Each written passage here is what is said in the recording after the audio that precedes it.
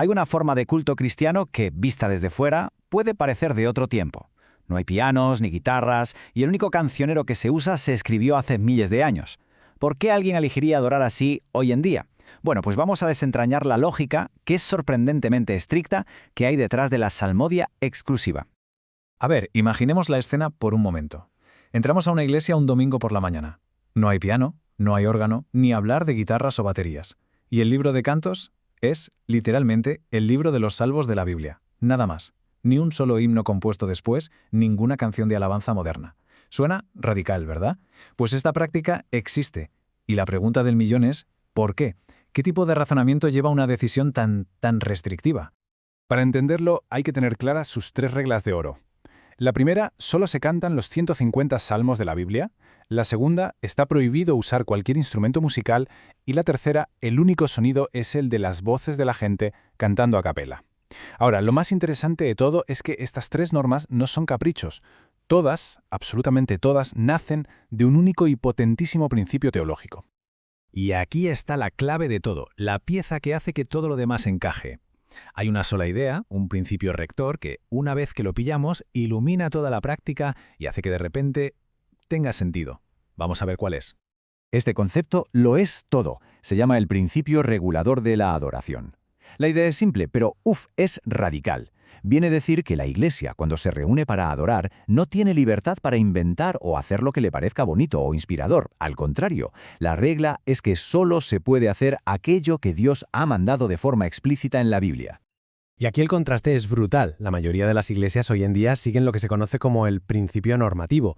Si la Biblia no lo prohíbe expresamente, entonces se puede hacer. Pero el principio regulador le da la vuelta a la tortilla. Si la Biblia no lo ordena explícitamente, entonces está prohibido. Y toda la práctica de la salmodia exclusiva se levanta sobre esta segunda idea, que es mucho más estricta. Y ojo, que esto no es una excentricidad de ahora. Ya en el siglo XVII, documentos clave de la Reforma protestante como la Confesión de Westminster lo dejaban clarísimo. La única adoración que vale es la que Dios mismo ha establecido, no la que se basa en las imaginaciones y los designios de los hombres. Este es el cimiento sobre el que se construye todo lo demás. Muy bien, vamos a lo práctico. ¿Cómo se aplica este principio a la música? Empecemos por la ausencia total de instrumentos. ¿Por qué esa prohibición tan tajante? Pues la respuesta, siguiendo esta lógica, está en la propia historia bíblica. Esta cronología lo explica todo. En el Antiguo Testamento los instrumentos no eran opcionales, eran obligatorios, ordenados por Dios para el templo. Pero, ¿qué pasa cuando llegamos al Nuevo Testamento? Silencio, un silencio atronador. El mandato simplemente desaparece. Y no solo eso, los primeros líderes de la Iglesia lo rechazaban de plano. De hecho, tuvieron que pasar casi 700 años para que el órgano se metiera por primera vez en una iglesia.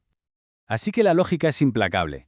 Si los instrumentos eran parte del ritual del templo y todo ese sistema ceremonial se cumplió en Cristo, entonces el mandato para usarlos, digamos que caducó.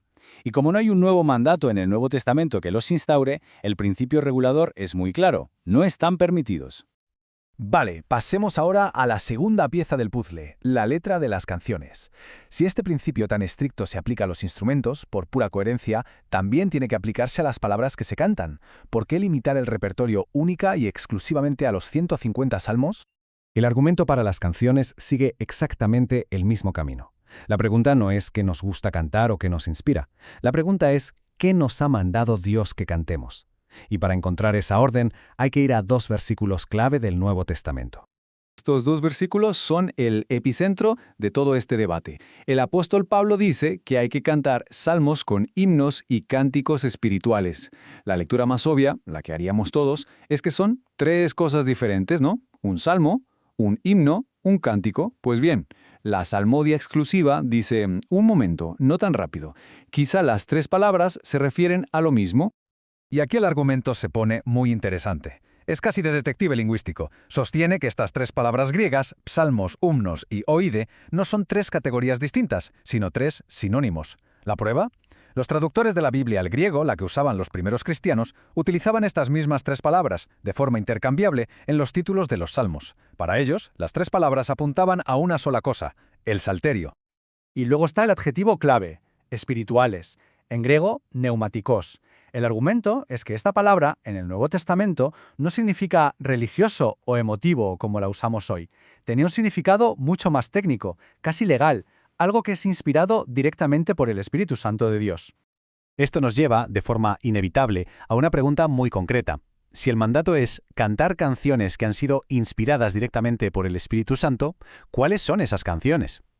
¿Qué cancionero cumple con ese requisito tan específico? Y si juntamos todas las piezas, la respuesta, según esta lógica, es solo una: los 150 salmos. Son el único cancionero que nos da la Biblia que cumple el requisito de ser espiritual, en el sentido de directamente inspirado por Dios. Y con esto, el círculo de la lógica se cierra por completo. Ahora bien, es muy importante entender que esto no es una interpretación moderna ni una excentricidad de 4 personas. En realidad, tiene unas raíces históricas muy profundas que a menudo hemos olvidado. De hecho, la historia nos muestra que cantar únicamente salmos era lo normal, lo estándar, en la Iglesia durante sus primeros siglos. Con el tiempo, la práctica se fue perdiendo, sí, pero luego fue recuperada con muchísima fuerza durante la Reforma Protestante. Figuras como Juan Calvino la defendieron a capa y espada como una forma de volver a la pureza de la adoración original.